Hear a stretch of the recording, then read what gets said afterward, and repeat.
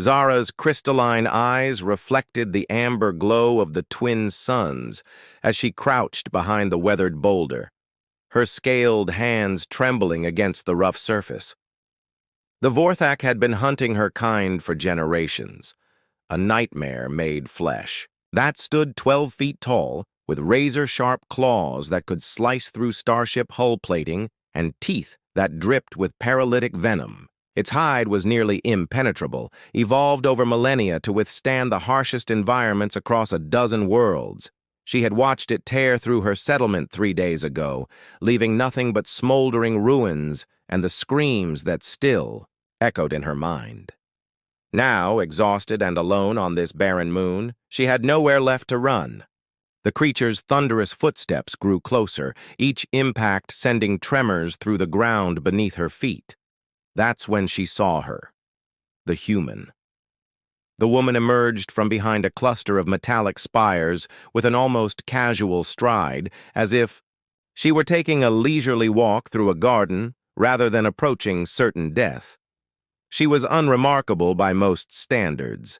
Average height, wearing simple brown leather armor that looked handmade, with dark hair tied back in a practical braid. No visible weapons, no protective gear that could withstand a Vorthak's assault, no energy shields or combat enhancement suits. Zara wanted to cry out a warning, but her voice caught in her throat as the massive predator rounded the corner. The Vorthak's 6 eyes locked onto the human, and it released a bone-chilling roar that had sent entire armies fleeing in terror. The sound reverberated off the canyon walls, creating an overwhelming cacophony of primal fury. The human didn't even flinch. Instead, she tilted her head slightly, studying the beast with the detached curiosity of a scholar examining an interesting specimen. The Vorthak charged, its massive form moving with surprising speed for something so large, claws extended and ready to rend flesh from bone. Death incarnate bearing down on what appeared to be a defenseless woman. Zara closed her eyes, unable to watch the inevitable slaughter. But the sounds that followed weren't what she expected. No screams of agony, no wet tearing of flesh, no triumphant roar from the beast. Instead, there was an odd series of impacts, almost rhythmic, followed by a strange whistling sound and then silence. When she finally opened her eyes, the scene before her defied all logic and understanding. Of the natural order. The Vorthak lay motionless, its massive form twisted at unnatural angles across the rocky ground. The human stood beside it, not even breathing heavily, brushing dust from her sleeves with the same nonchalance one might show after swatting a bothersome insect. There wasn't a single drop of the creature's acidic blood on her clothing. No tears. In her leather armor, no sign that she had just engaged in mortal combat. Zara's mind struggled to process what she had witnessed. The encounter had lasted perhaps 30 seconds, but it played out like a carefully choreographed dance rather than a battle. The human had moved with fluid precision, each motion economical and purposeful. When the Vorthak's claws swept toward her, she had simply stepped aside, allowing the creature's own momentum to carry it past her. As it stumbled, she had struck specific points along its armored hide, places that should have been impenetrable but yielded to her touch like soft clay. "Fascinating specimen," the human murmured, kneeling beside the fallen beast. Her voice carried a slight accent that Zara didn't recognize, melodic, yet somehow ancient. "The neural cluster placement is more sophisticated than the database indicated. They've been evolving." Zara finally found her voice, though it came out as barely a whisper. How did you do that?" The human looked up, and for the first time seemed to notice her presence. Her eyes were a startling shade of green, filled with an intelligence that seemed to encompass far more than any single lifetime should contain. "Ah, you must be one of the Keth Mori refugees. I was told there might be survivors in this region. You were looking for us?" Zara stepped out from behind the boulder, her legs still shaking from the adrenaline coursing through her system. Among other things, the woman stood, wiping her hands on a cloth that she then tucked away in her pack. My name is Elena Vasquez, xenobiologist and, well, let's call it a crisis intervention specialist. And you are? Zara, of the 14th Nest. She gestured helplessly at the dead Vorthak. That creature destroyed everything I've ever known. My family, my home, everyone I cared about. And you just defeated it like it was nothing. Elena's expression softened slightly. I'm sorry for your losses, Zara. But the Vorthak wasn't nothing. It was a remarkably efficient predator. The key is understanding that every biological system, no matter how evolved or deadly, has inherent weaknesses. Pressure points where the nervous system can be disrupted, joints where leverage can be applied, behavioral patterns that can be predicted and exploited. She gestured to specific spots on the creature's body. This species has a secondary brain cluster here at the base of the skull. A precise strike disrupts their motor functions. Their exoskeleton is weakest at these articulation points. And, most importantly, they're ambush predators. They expect their prey to run or freeze, not to counterattack with calculated precision. Over the following days, as they traveled toward the nearest outpost, Elena shared more of her knowledge with Zara. The human possessed an encyclopedic understanding of countless species across the galaxy, their weaknesses, their behavioral patterns, their evolutionary advantages and disadvantages. She spoke of creatures that made the Vorthak look like a house pet, world eaters from the galactic core, hive minds that spanned entire star systems, entities of pure energy that fed on the life force of planets. The universe is full of predators, Elena explained as they sat around a small fire on their third night together. Some are mindless beasts driven by instinct. Others are calculating hunters with intelligence that rivals or exceeds our own. But they all share one common trait. They're part of a system, bound by the same physical and biological laws that govern all life. And you've fought them all? Zara asked, still struggling to reconcile this unassuming woman with the impossible. Feat she had witnessed, not fought. Studied. Understanding is far more powerful than brute force. Elena poked at the fire with a stick, sending sparks spiraling into the night sky.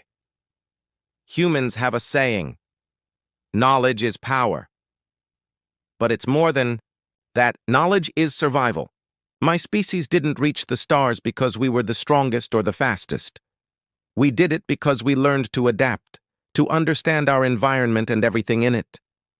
Zara watched the human's face in the flickering firelight, noting the small scars that marked her hands and arms, the way her eyes constantly scanned their surroundings, even in casual conversation.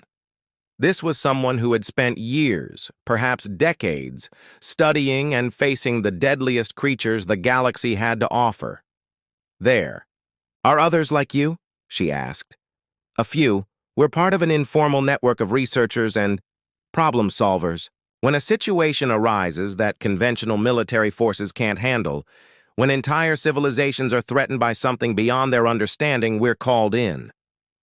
Elena's smile was barely visible in the darkness. Most of the time, the solution isn't violence. It's finding the right approach, the correct pressure point, the proper understanding of what we're dealing with. A distant howl echoed across the landscape, causing Zara to tense. But Elena barely reacted, simply tilting her head to listen more carefully. Garrick Pack, she said calmly. They're hunting something about 2 kilometers to the north. Not a threat to us. They prefer smaller prey and avoid anything that smells like it might fight back effectively. How can you possibly know all of this? Practice, observation, and a healthy respect for the fact that the universe is vast and full of things we haven't encountered yet. Elena stood, stretching. Which reminds me, tomorrow we need to discuss what you're going to do next. Your people will need to rebuild, and they'll need leaders who understand that survival sometimes requires learning from those who seem impossible. The outpost was a ramshackle collection of prefabricated structures and repurposed cargo containers, home to perhaps 100 beings from a dozen different species. But as Elena approached, Zara noticed the subtle signs of deference and respect she received. Vendors nodded respectfully, security personnel stepped aside without being asked, and several individuals, clearly from different worlds and species, made their way over to greet her. "Elena, we heard about the Vorthak incident," called out a towering insectoid creature whose chitin gleamed like polished obsidian. "Clean work, as always." "Thrix, good to see you." Elena clasped the being's forearm in what was clearly a familiar greeting. "How's the research on those spore cloud entities progressing?" "Breakthrough yesterday? Turns out they're not actually hostile. They're trying to communicate. Dr. Yamoto's working on a translation matrix." The insectoid's compound eyes focused on Zara. "And this is the survivor you mentioned?"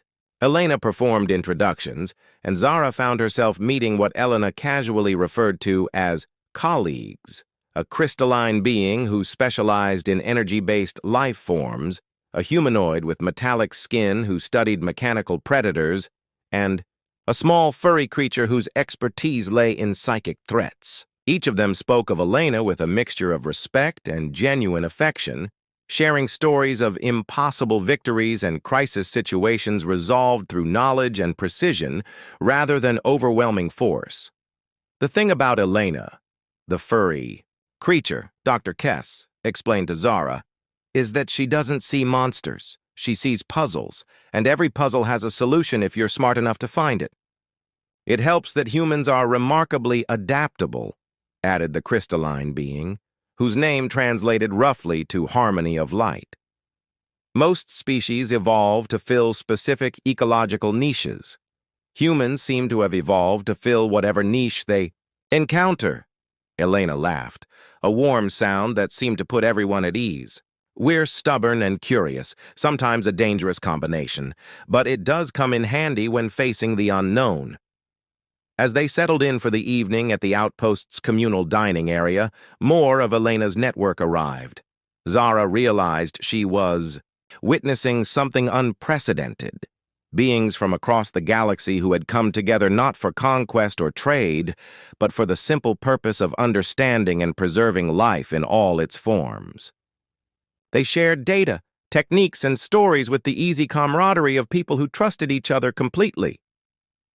"There's something you should know," Elena said quietly to Zara as the evening wound down. "The Vorthak attack on your settlement wasn't random. Someone or something has been deliberately introducing apex predators into populated systems. We've been tracking similar incidents across 3 sectors." Zara felt a chill that had nothing to do with the desert night. "You mean this was intentional?" "We think so. The question is why, and who's behind it. That's why I'm glad you're here. You might be the key to understanding what they're really after." 3 months later, Zara stood on the observation deck of the research vessel Synthesis, watching Elena work with the same calm precision she had first witnessed on that barren moon. But instead of dismantling a deadly predator, Elena was carefully releasing a group of juvenile Vorthak onto a carefully prepared habitat world far from any populated systems. "They're not evil," Elena had explained during their investigation. "They're just following their nature. The real monsters are the ones who weaponized them." The conspiracy they had uncovered was vast and terrifying, a criminal organization that captured apex predators and relocated them to populated worlds, then offered their protection services to the surviving communities. The Vorthak attack on Zara's settlement had been their calling card, a demonstration of the threats they could unleash and subsequently solve for the right price. But Elena's network had done more than expose the criminals. They had studied each displaced predator, understood their needs and behaviors, and found ways to relocate them to suitable habitats where they could thrive without threatening innocent lives. The Vorthak, it turned out, were naturally solitary, creatures who only became aggressive when forced into artificial pack situations by their captors. It's not about defeating the monsters, Elena said, joining Zara at the observation window. It's about understanding that most monsters are just trying to survive in a universe they never chose to be part of. Zara watched the young Vorthak exploring their new home, no longer the terrifying death machines she had once feared, but simply animals trying to make sense of their world. And the ones who created the real monsters? In custody. Several dozen. World's worth of displaced predators have been relocated. The refugee camps are being converted into permanent settlements with proper defenses and early warning systems. Elena's smile was satisfied, but not smug. Knowledge wins again. As the synthesis prepared to depart for their next assignment, reports of crystalline spiders terrorizing mining colonies in the Outer Rim, Zara made her decision. "I want to learn," she said. "Everything you can teach me. About predators, about understanding instead of fearing, about finding solutions instead of just surviving." Elena nodded, as if she had been expecting this request.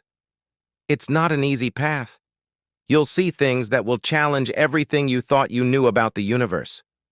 You'll face creatures that defy imagination and encounter forms of life that exist outside our normal understanding of biology."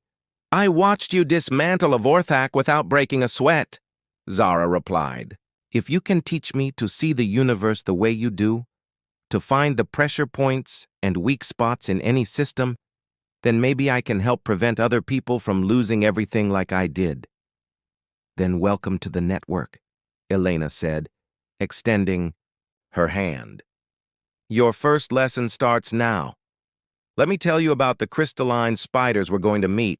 They're not actually spiders, they're not entirely crystalline, and they're definitely not the real threat we're going to find when we get there." As the ship jumped into hyperspace, carrying them toward their next impossible challenge, Zara realized that she was no longer just a survivor. She was becoming something new, a student of the impossible, a seeker of understanding in a universe full of wonders and terrors beyond imagination. And somewhere in the galaxy, other witnesses were watching other humans do impossible things, slowly coming to understand that the most dangerous predators weren't always the ones with claws and teeth, but the ones with knowledge, compassion, and the unshakable belief that every problem had a solution waiting to be discovered.